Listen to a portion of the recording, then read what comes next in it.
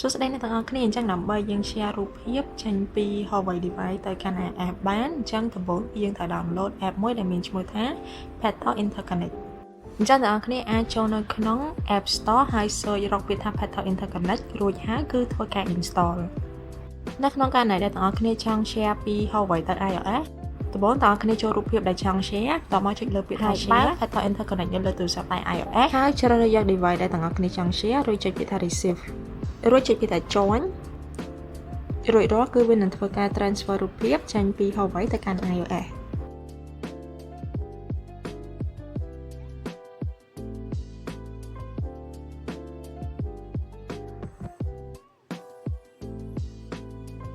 នៅក្នុងករណីដែលទាំងអស់គ្នាចង់ share ពី iOS ទៅ Huawei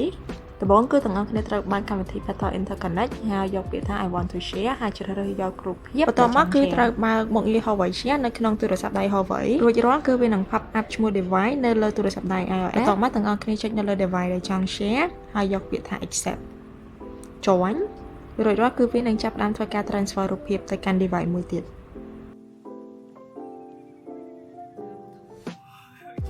ជួបគ្នានៅក្នុងវីដេអូក្រោយអរគុណ